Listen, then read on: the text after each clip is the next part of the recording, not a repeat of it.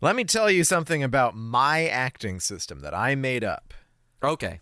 Hit me. It's from the Atlantic School, a school that I made with my good friends, David Mamet. Okay, so you are not David Mamet in this scenario. No. You are still Brian Alford. No, he stole everything from me. Even all the variations I did on ducks.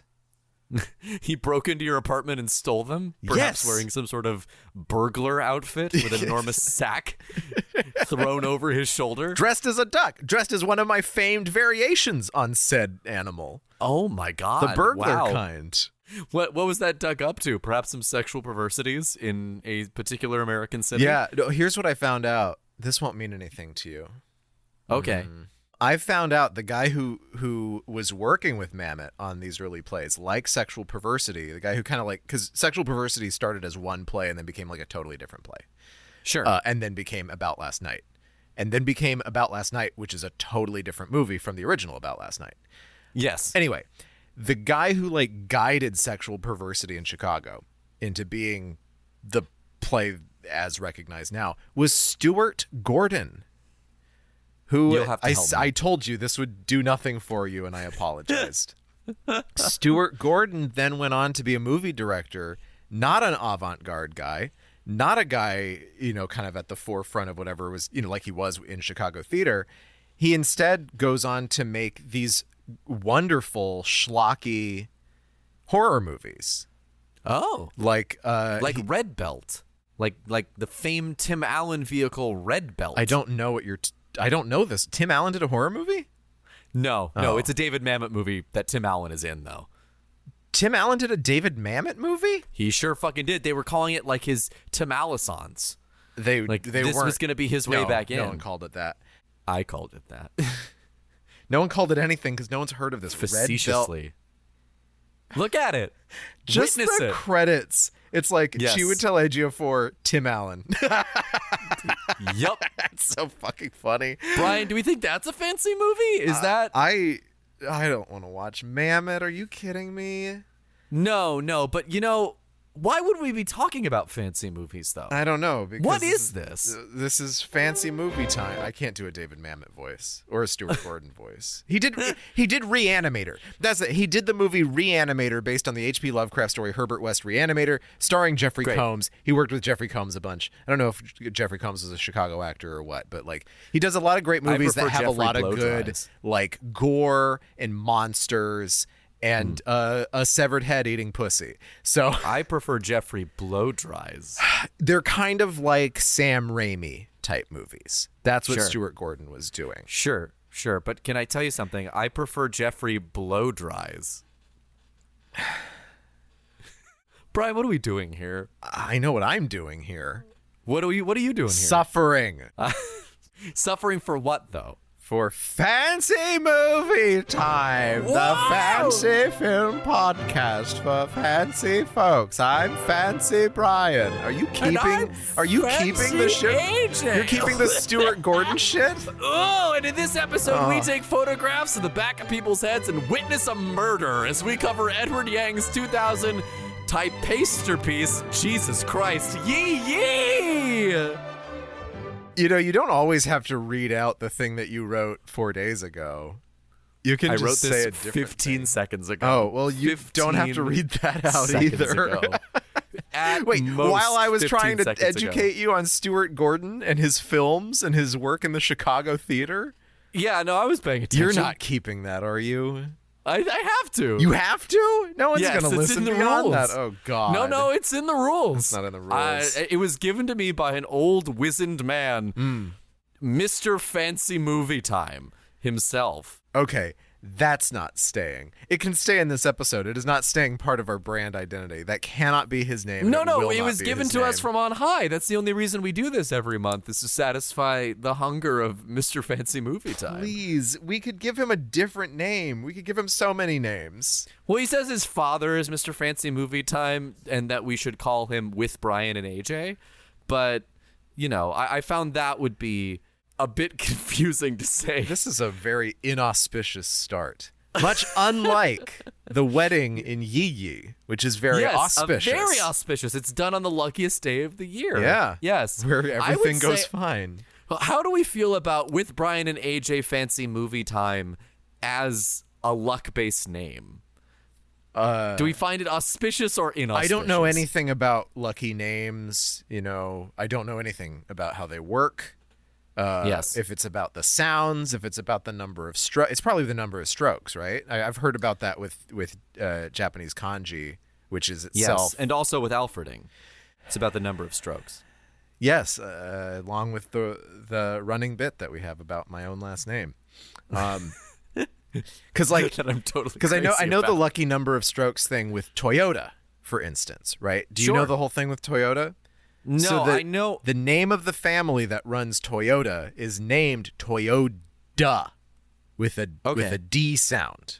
Now, of course, American English, we say Toyota anyway, but it's, you know, Toyota. So they changed one character of the name to be ta instead of da because it was like a luckier. That is pretty cool. And I will character. say that if With Brian and A.J. is our surname, is our family name, then technically it would come first if we're talking about Yi anyway. I suppose so, yes. If we were speaking in Chinese terms or Hungarian terms or just... Oh, does Hungarian work like that too? Hungarian works like that too, yeah. Wow. Yeah. Well, that's just lovely. That's the whole story there. Well, speaking of lovely, we are covering Yi this month. It is a film by Edward Yang. It is the final film by Edward Yang. If only he only made 7 of them. If only this movie had an English title. Oh, wait, it does have Brian, an English title. I got some news for you. A 1 and a 2. A 1 and a 2, which I think is a fantastic title. And is not banking on you understanding that there's some sort of wordplay happening with the Mandarin title. Yeah, I suppose, but it does feel evocative. Like Yi feels evocative, if only because so many characters in this film have names that repeat twice. Yeah, Yun right? Yun, Ting Ting, Yang Yang, Min Min, Min Min, and Lily, which you could say is Lili. They say it more like Lily, but yeah, a lot of these doubled up names, most of them kind of in the same family, because this sort of goes. This is a very novelistic movie. I'm going to go right up top. I'm going to make a big assumption about your character, AJ. Sure. I think that as a person, you really like novelistic movies. Oh, okay. Yeah. We've already been here with like Drive My Car. It's another very novelistic movie.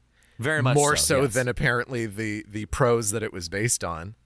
Yes, yeah, incredibly so. Have you seen Network? I do wonder. I have not seen Murakami's like reaction to Drive My Car. Yeah. I never looked into that, but I do wonder what he ended up thinking of the final movie. Have you seen Network? Yes. Okay. Yes, I love Network. Well, of course you do, because it's a novel as a movie. That's one that we won't cover for Fancy Movie Time because But this Josh was not loves based it. on a We're going to novel. cover it for the main thing. This is not based on a novel. This is just a movie, but it's done just like Network. It's just done novelistically. It feels like a book. We're looking at this it feels very Russian to me. It does feel Chekhovian. Yeah. That was a note I certainly took. We're looking at this whole family, multiple generations, and we're covering them over the course of a single year. And really, like, the only thing it's missing is, like, one of them being evicted from a house, and then we'd have a Chekhov play. Yeah, there's not a whole lot about property value and who inherits stuff, interestingly enough. There's a lot about the city, right? There's a lot about, they say that the city is, like, a fifth character in, like, a lot of, like, fucking New York movies, right? Or whatever. But this... I don't feel like that's true in a lot of cases, and this is like one of the most impressive city movies I've ever seen. Yeah, this is very much about Taipei, and it sounds like that's kind of what Yang's whole thing always was like writing movies about Taipei. And Edward Yang himself was a theater guy. Oh, right? Okay, this makes sense. Okay. Yeah, he had a theater troupe called Yang and His Gang. Was that in the U.S.? Not to be confused with the Yang Gang supporters of Andrew Yang's campaign. Was that here in the U.S. or was that back in Taiwan? I believe that was in Taiwan, yeah, because it was it ended up becoming, I think it was Adam Film and Production or something like that, and they would do films, but they would also produce theater plays. So sort of like Ingmar Bergman. Yes, yes, very, very much so. And he was trying to start that whole thing up, and he was obviously a huge voice in the Taiwanese cinema movement. And I wouldn't call it a new wave because it was sort of the first wave. Yeah, right? I think because people they do were under military occupation for so long. Yeah, I think people do call it a new wave, but there's not a whole lot of waves before that one to really compare it to, other than, I guess, sort of developing my understanding of this could be wrong, but like developing an identity that's separate from Hong Kong and mainland. Yes, and mainland Japan Chinese too. And Japanese cinema. Yeah. So I'm wondering exactly when I should rip the Band-Aid off for this. About your connections to the Taiwanese film industry? Yes, and about my... I was wondering if you were going to talk about it at all. My blatant racketeering in the early 80s to get these films made. No, so I watched EE last night, and the film is about 3 hours long. It is an epic film, right? Yeah.